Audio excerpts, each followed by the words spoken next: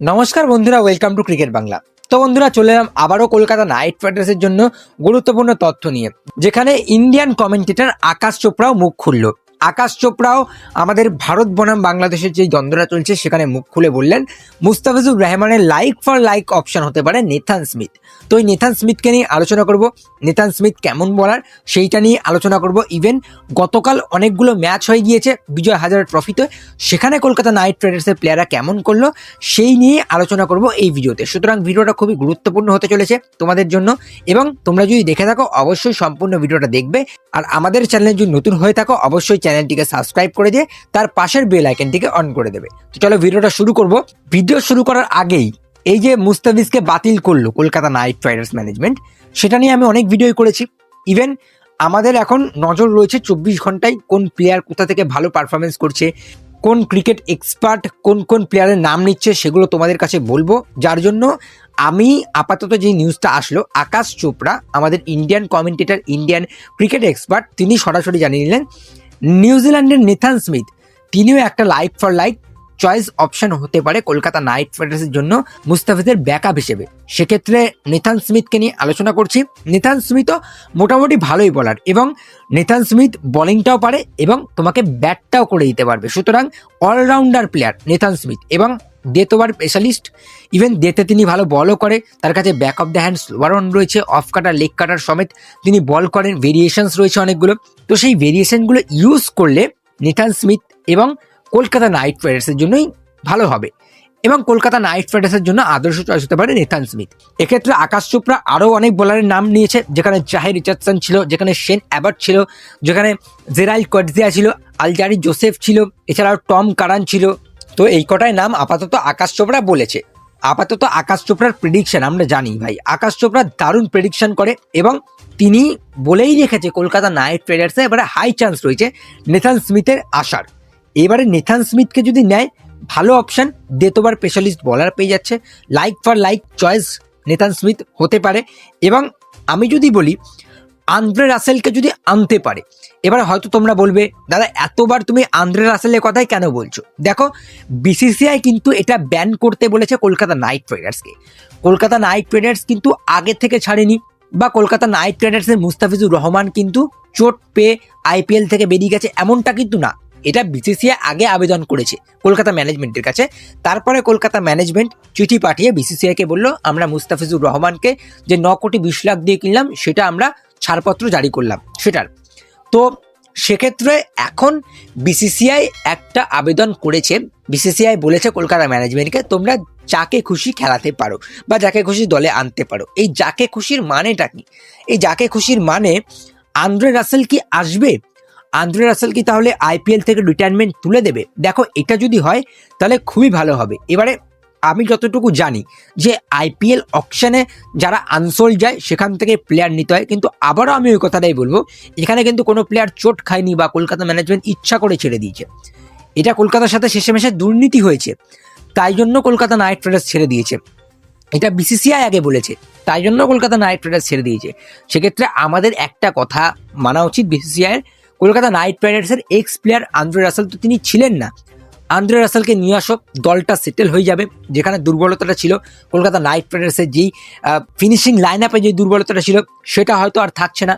Even নিউজিল্যান্ডের এই যে নেথান স্মিথ, তাকে নিয়ে যে আলাদা করে আলোচনা করলাম, সেক্ষেত্রে তিনি লাইক ফর লাইক চয়েস হতে পারে। এবং আগের ভিডিওতেও আলোচনা করেছিলাম ডুয়ান ইয়ানসেনকে নিয়ে, তিনিও লাইক ফর লাইক চয়েস হতে পারে। ডুয়ান ইয়ানসেনও কিন্তু একটা ভালো চয়েস। ইভেন কলকাতা নাইট রাইডার্সের এক্স উইকেট কিপার এবং আমাদের বেঙ্গলের ex wicket keeper Shreevats Goswami বলেছে Duan Jansen like for like choice হতে পারে। ইভেন এখন আকাশ চোপড়া বলে দিল Nathan Smith like for like choice হতে পারে।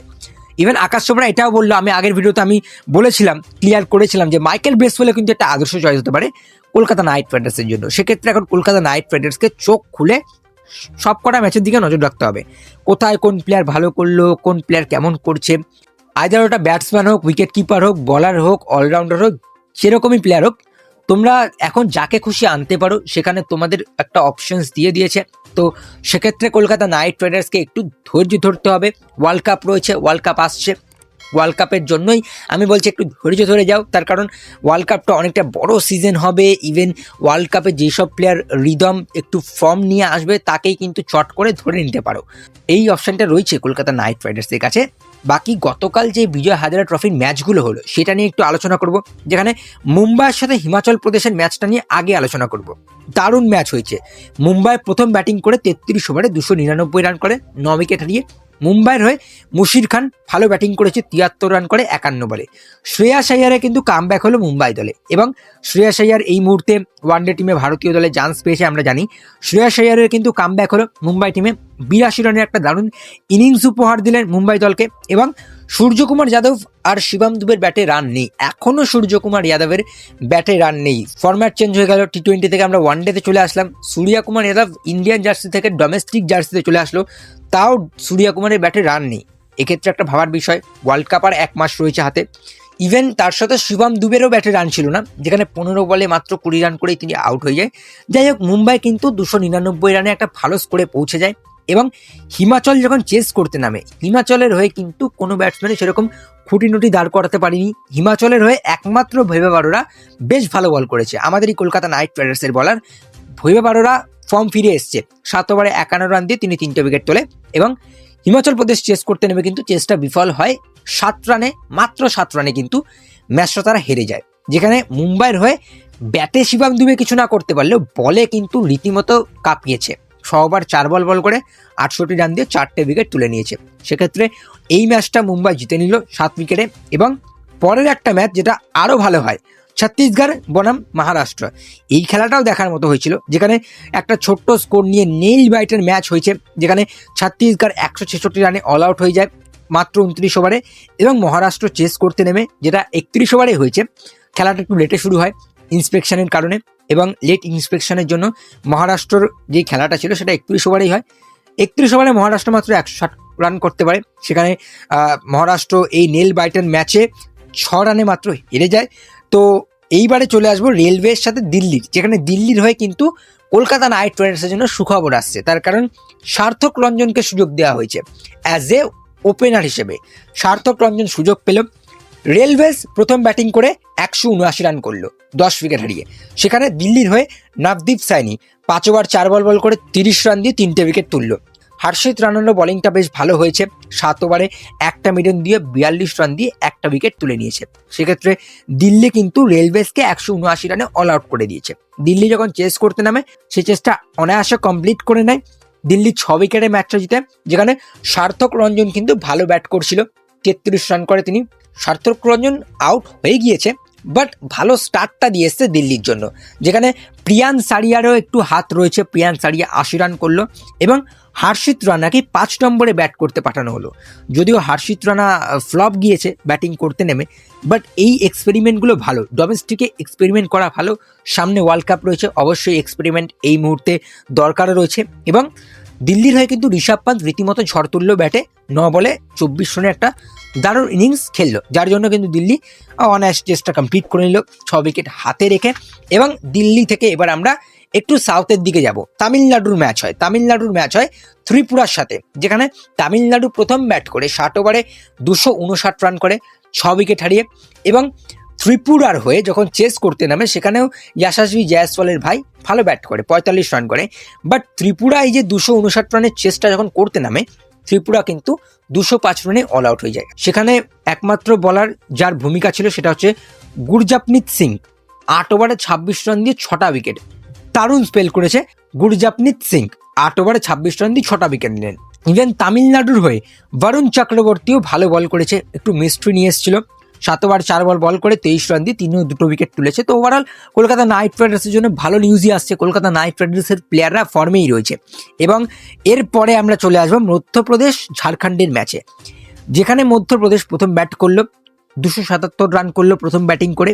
ইভেন গতকালের খেলাগুলো বেশ নেল বাইটার হয়েছে, কাছাকাছি একটু হাড্ডাহাড্ডি লড়াই আমরা দেখতে পেলাম, যেখানে আমরা একটু মধ্যপ্রদেশ ঝাড়খণ্ডের ম্যাচটাও নেল ব্যাটার দেখতে পাই, যেখানে মধ্যপ্রদেশ 277 রান করে 48 ওভার 4 বলে এবং তারা অল আউট হয়ে যায়। মধ্যপ্রদেশের হয়ে রজত পাতিদার ভালো খেলছিল, বাট তাকে আউট করলো কে? আমাদেরই কলকাতা নাইট রাইডার্সের অলরাউন্ডার অনুকূল রয় বোল্ড করে দিল রয়্যাল চ্যালেঞ্জার্স ব্যাঙ্গালোরের ক্যাপ্টেন রজত পাতিদারকে। যিনি বেশ ভালোই ব্যাট করছিল, বাট সেখানে গিয়ে অনুকূল রয় বেশ ভালো বোলিং করেছে। অনুকূল রয় ব্যাটে হয়তো তেমন কিছু করতে পারেনি, মাত্র 7 রান করেন তিনি, এবং বলে ভালো বল করেছে। 10 ওভারে 45 রান দিয়ে একটা উইকেট তুলে নিয়েছে। ইভেন মধ্যপ্রদেশের হয়ে কুমার কার্তিকিয়া দারুণ বল করেছে, 10 ওভারে 63 রান দিয়ে 3টে উইকেট তুলেছে। ঝাড়খণ্ড যখন চেস করতে নামে, ঝাড়খণ্ডের হয়ে ওপেনার শিকার মোহন দারুণ সেঞ্চুরি, 103 রান করে 108 বলে। অনুকূল রয় কালকে ব্যাটে ফ্লপ গেছে, বাট বল দারুণ করেছে, আবারও সেই ইকোনমি ধরে ইকোনমিক্যাল বোলিং, এবং অনুকূল রয় কিন্তু রজত পাতিদারকে আউট করলো, বোল্ড করে দিল। যেটা বললাম আমি, রয়্যাল চ্যালেঞ্জার্স ব্যাঙ্গালোরের ক্যাপ্টেনকে বোল্ড করে দিল আমাদেরই অলরাউন্ডার অনুকূল রয়। তো সেটা এবার একটু বেশি গভীরে আমি আইপিএলের দিকে চলে যাচ্ছি। আমি একটু আইপিএল থেকে বেরিয়ে বিজয় হাজার ট্রফির ম্যাচটাতে থাকি, যেখানে বেঙ্গল একটু নিরাশ করলো গতকাল, যেখানে বেঙ্গলের ম্যাচ ছিল হায়দ্রাবাদের সাথে। হায়দ্রাবাদ প্রথম ব্যাটিং করে 352 রান করে 5 উইকেট হারিয়ে হায়দ্রাবাদের হয়ে আমান রাও পারেলা ডাবল সেঞ্চুরি করে। ভাই, সেঞ্চুরি না, ডাইরেক্ট ডবল সেঞ্চুরি। এবং হায়দ্রাবাদের ক্যাপ্টেন তিলক ভার্মা ভালো ব্যাট করেছে, 34 রান করেছে 45 বলে। বেঙ্গল 352 রান খেলেও বেঙ্গলের হয়ে মোহাম্মদ শামি কিন্তু রীতিমতো ভালো বল করেছে। এবং আমরা যেটা বলছিলাম যে ইন্ডিয়া টিমে এবারে ডিজার্ভিংলি মোহাম্মদ শামিকে আমরা ওয়ানডে টিমে দেখতে পারি, সেখানে প্রসিদ্ধ ক্রিস্টার থেকে তো আমি বললাম মোহাম্মদ শামি যথেষ্ট বেটার বলার। তো সেক্ষেত্রে মোহাম্মদ শামিকে সুযোগ দেওয়া হয়নি, যেখানে তিনি 10 ওভারে একটা মেডেন দিয়ে 70 রান খেয়ে 3টে উইকেট তুলে নেয়। অপরদিকে আকাশদীপ ফ্লপ গিয়েছে। কলকাতা নাইট রাইডার্সের আকাশদীপ একদিন ভালো বল করে তো দ্বিতীয় দিন ফ্লপ যায়। গতকাল 8 ওভারে 78 রান দিয়েছেন, উইকেট তিনি পাননি, ইকোনমি প্রায় 10-এর কাছে। তো সেক্ষেত্রে আকাশদীপের দিনটা বেশ খারাপ গিয়েছে, যার জন্য কিন্তু হায়দ্রাবাদ 352 অব্দি পৌঁছেছে। বেঙ্গল যখন চেস করতে নামে, আমাদের বেঙ্গলের হয়ে কিন্তু প্রথমেই ধাক্কা লাগে, অভিষেক পোড়াল খেলছিল না ম্যাচে। তো সেক্ষেত্রে আমরা টপ অর্ডার থেকে শুরুটা করতে পারিনি। বেঙ্গলের হয়ে একটা পজিটিভ খবর এসছে, সেটা হচ্ছে শাহবাজ আহমেদের ব্যাটে রান হচ্ছে। শাহবাজ আহমেদ আবারও সেঞ্চুরি করলো, 108 রান 113 বলে। করণ লাল ফ্লপ, করণ লালের ব্যাটে রান নেই। করণ লালকে নিয়ে এত মাতামাতি, করণ লাল রিয়াল ট্যালেন্ট, করণ লাল কিন্তু ফ্লপ যাচ্ছে, ইভেন পারফরমেন্স সেরকমভাবে করতে পারছে না। সেখানে শাহবাজ আহমেদ আবার ভালোভাবে পারফরমেন্স দিচ্ছে। এবং হায়দ্রাবাদের হয়ে কিন্তু ডিএসপি সিরাজ 10 ওভারে 58 রান দিয়ে 4টে উইকেট নিল। সিরাজেরও কিন্তু কালকে কামব্যাকটা দারুণ ছিল হায়দ্রাবাদের হয়ে। এবং নীতিশ কুমার রেড্ডি 6 ওভার 4 বল করে 32 রান দিয়ে 2টো উইকেট। তো মোটামুটি নিউজিল্যান্ড সিরিজের আগে মোটামুটি সবাই একটু গা গরম করছে, একটু বিজয় হাজারে ট্রফিতে সবাই খেলে নিয়েছে। আগে রোহিত বিরাট খেলেছিল, এখন বর্তমান প্লেয়াররা খেলছে, সিরাজ, নীতিশ কুমার রেড্ডি, শ্রেয়াস আইয়ার, তারা মোটামুটি খেলছে, পারফরমেন্স ভালো দিচ্ছে। তো ওভারঅল এবারে চলে আসবো উত্তরপ্রদেশের কাছে, যেখানে উত্তরপ্রদেশের ম্যাচ ছিল বিদর্ভার সাথে। উত্তরপ্রদেশ প্রথম ব্যাট করে, এবং উত্তরপ্রদেশের ব্যাটিংটা ভাই এইবারে বিজয় হাজারে ট্রফিতে দারুণ। আমরা জানি উত্তরপ্রদেশের হয়ে কিন্তু অভিষেক গোস্বামী দারুণ সেঞ্চুরি, ইভেন কালকে অভিষেক গোস্বামী পিওর ক্লাস দেখিয়েছে, 103 রান করে তিনি, দারুণ ব্যাটিং করেছে। ইভেন ইউপির হয়ে ধ্রুব জুরেল কিন্তু 56 রানে একটা ভালো ইনিংস খেললো। প্রিয়াম গার্গ তিনিও ভালো ইনিংস খেলেছে 67 রানের। কিন্তু এইখানে যে ভালো ইনিংসটা খেলেছে সেটা হচ্ছে উত্তরপ্রদেশের ক্যাপ্টেন এবং আমাদেরই কলকাতা নাইট রাইডার্সের ফিউচার ক্যাপ্টেন রিঙ্কু সিং।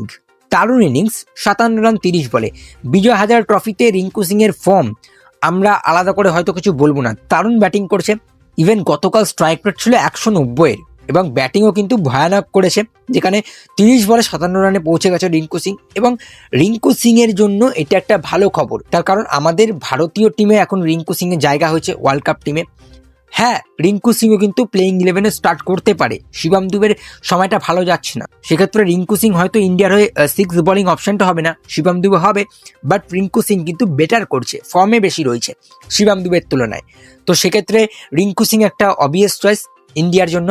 এবং কলকাতা নাইট রাইডার্সে তো তিনিই থাকছেন রিঙ্কু সিং, এবং আমাদের ফিউচার ক্যাপ্টেন রিঙ্কু সিং। বিদর্ভা যখন চেস করতে নামে, চেসটা আমান মুখাদ একটু ইজি বানানোর চেষ্টা করেছিল প্রথম দিকে, যেখানে আমান মুখাদ 147 রান করেছিল 117 বলে। বাট বিদর্ভা কিন্তু সেরকমও কিছু করতে পারেনি, তারা 300-এর ঘরটাও পেরোতে পারেনি। 285 রানেই কিন্তু তারা 9 উইকেট হারিয়ে তাদের 50 ওভারটা শেষ করে, যেখানে কলকাতার আরও এক বলার কার্তিক ত্যাগী 9 ওভারে 79 রান খেয়ে, রানটা একটু বেশি খেয়ে গিয়েছে, বাট 2টো উইকেট তুলে নিয়েছে। ওভারঅল এই 2টো উইকেট কিন্তু তাকে একটু কনফিডেন্স দেবে। ইভেন কার্তিক ত্যাগী পেস আছে তার হাতে, আমরা দেখছিলাম 138, 139, 140-এর কাছাকাছি মোটামুটি বল করছিল কার্তিক ত্যাগী, যেটা ইডেনের পিছে একটু সহায়তা করতে পারে। যদিও কার্তিক ত্যাগীকে আমি প্লেইং 11-এ দেখছি না। এবার তোমাদের কি মতামত তোমরা অবশ্যই কমেন্টে জানিয়ে দিও। ইউপির হয়ে কুলদীপ যাদবও দারুণ বল করেছে, 10 ওভারে 52 রান দিয়ে তিনি 3টে উইকেট তুলে নেয়, যার জন্য কিন্তু বিদর্ভা কোনোভাবেই মনে হচ্ছিল না যে চেসটা কমপ্লিট করতে পারবে। হ্যাঁ, প্রথম দিকে আমান মুখাদ একটু ভালো ব্যাটিং করেছিল, বাট কুলদীপ যাদব ভাই দারুণ বল করেছে, 3টে উইকেট নিয়েছে। সেক্ষেত্রে আমান মুখাব একটু ওয়ান ম্যান আর্মি শো হয়ে যাচ্ছিল, বাট সেটা হয়নি। উত্তরপ্রদেশেরও কিন্তু কুলদীপ যাদব 3টে উইকেট নেওয়াতে উত্তরপ্রদেশ এই ম্যাচটা জিতে গেল। তো ওভারঅল এই কটাই ম্যাচ ছিল বিজয় হাজারে ট্রফিতে। ইভেন গতকালের ম্যাচগুলো বেশ নেল বাইটিং ছিল। এবং আবার আমি বলে দিই, মুস্তাফিজকে যে বাতিল করেছে সেক্ষেত্রে আমাদের 24 ঘন্টা নজর থাকছে কোন প্লেয়ার কোথা থেকে ভালো করছে। তার কারণ মুস্তাফিজুর রহমানের একটা পিওর ব্যাকআপ চয়েস লাগবে যে কলকাতা নাইট রাইডার্সে এসে ধামাকা করে দেবে। তো সেক্ষেত্রে আমাদের 24 ঘন্টায় প্লেয়ারদের দিকে নজর থাকছে কোথায় কি হচ্ছে। হ্যাঁ, সেটা ভারতীয় প্লেয়ার হোক, বিদেশি প্লেয়ার হোক, এমন না যে বিদেশি প্লেয়ার গেছে বলেই বিদেশি প্লেয়ার আনতে হবে। সেখানে ভারতীয় ফাস্ট বোলার উমেশ যাদবেরও একটা অপশন রয়েছে, সেটাও কলকাতা নাইট রাইডার্স তার এক্স বলার উমেশ যাদবকে নিয়েও ট্রাই করতে পারে। বাট উমেশ যাদবের বয়সটা অনেক হয়ে গিয়েছে, সেক্ষেত্রে উমেশ যাদব কতটা ভালো করবে সেটা আমি গ্যারেন্টি দিতে পারছি না। বাট উমেশ যাদবকে ট্রাই করে দেখতে পারে, ভারতীয় অপশান পেয়ে যাচ্ছে একটা। সেক্ষেত্রে আবারও আমি বলছি, মুস্তাফিজ গেছে বলে বিদেশি বলার আনতে হবে বা বলারই আনতে হবে এমনটা কিন্তু না, এমনটা কিন্তু বিসিসিআই কোথাও লিখে দিইনি। সেক্ষেত্রে আমরা একটু রাসেলকে যদি দেখতে পাই প্লেইং 11-এ, বা রাসেলকে যদি দেখতে পাই তিনি তার রিটায়ারমেন্টটা তুলে নিয়ে সরাসরি কলকাতা নাইট রাইডার্স টিমে অ্যাজ এ কোচ না হয়ে অ্যাজ এ প্লেয়ার হয়ে যদি যুক্ত হয়, তাহলে কিন্তু কলকাতা নাইট রাইডার্সের দলটা একদম ঝাক্কাস হয়ে যাচ্ছে। তার কারণ যেখানে দুর্বলতাটা ছিল আমাদের ডেপথ ব্যাটিং, আমাদের ফিনিশিং লাইন আপটা একটু দুর্বলতা ছিল, যেখানে রোবম্যান পাওয়েলের জায়গাটা পুরোপুরি হচ্ছে না, ফিন এলেন সুযোগ পাচ্ছে। তো সেক্ষেত্রে রাসেল আসলে কিন্তু সেখানে পুরোপুরি মানে জায়গাটা ফিল আপ হয়ে যাচ্ছে। তো এতটুকুই ছিল আজকের ভিডিওতে। যদি ভালো লাগে অবশ্যই লাইক করে দিও, বেশি বেশি করে শেয়ার করে দিও। এতটুকু ভিডিওটা দেখলে তোমাদের কাছে অসংখ্য ধন্যবাদ। যদি ভালো লাগে অবশ্যই শেয়ার করে দিও বেশি বেশি করে, এবং আমাদের চ্যানেলে নতুন হয়ে থাকলে এরকম কিছু ক্রিকেটিং নিউজ, ক্রিকেটিং তথ্য, কলকাতা নাইট রাইডার্স ও আইপিএল, ইন্ডিয়ান ক্রিকেট সব রকমের তথ্য জানার জন্য অবশ্যই ক্রিকেট বাংলা ইউটিউব চ্যানেলটিকে সাবস্ক্রাইব করে দিয়ে তার পাশের বেল আইকনটিকে অন করে দিও। তো চলো আজকে আর কিছু বলবো না, টাটা।